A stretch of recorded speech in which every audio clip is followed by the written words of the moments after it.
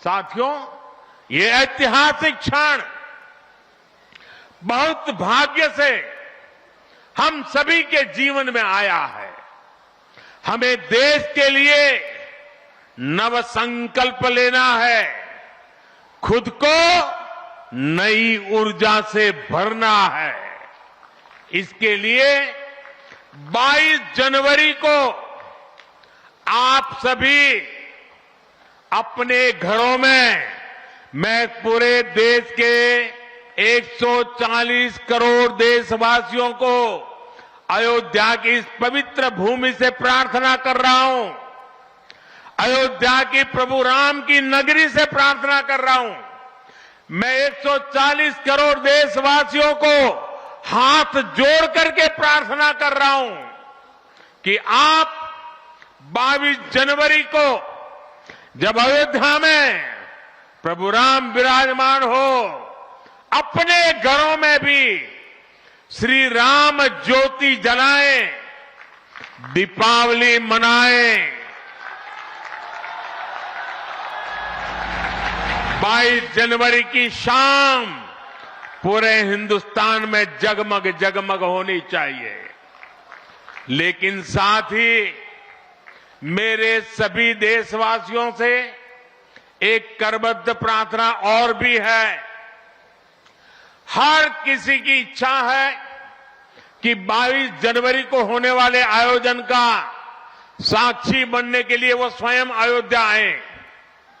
लेकिन आप भी जानते हैं कि हर किसी का आना संभव नहीं है।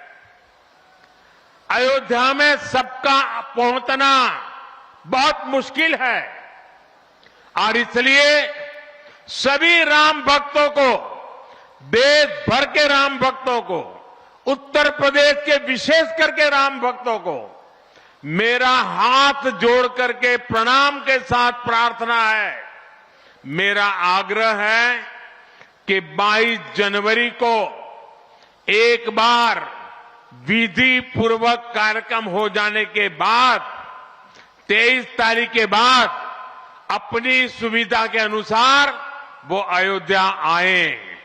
अयोध्या आने का मन 22 तारीख को न बनाए। प्रभु राम जी को तकलीफ हो, ऐसा हम भक्त कभी कर नहीं सकते हैं। प्रभु राम जी पधार रहे हैं तो हम भी कुछ दिन इंतजार करें। 550 साल इंतजार किया है, कुछ दिन और इंतजार कीजिए।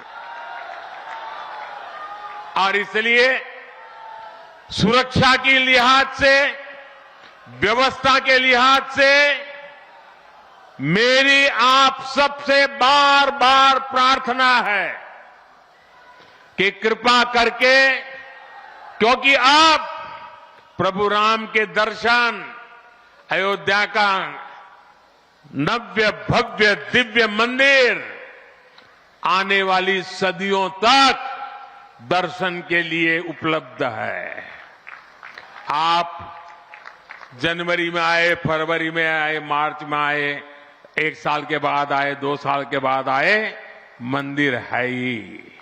और इसलिए 22 जनवरी को यहां पहुंचने के लिए भीड़भाड़ करने से आप बचिए, ताकि यहां जो व्यवस्था है, मंदिर के जो व्यवस्थापक लोग हैं, मंदिर का जो ट्रस्ट है, हमें इतना पवित्र काम उन्होंने किया है, इतनी मेहनत करके किया है, पिछले 3-4 साल से दिन रात काम किया है, उनको हमारी तरफ से कोई तकलीफ नहीं होनी चाहिए।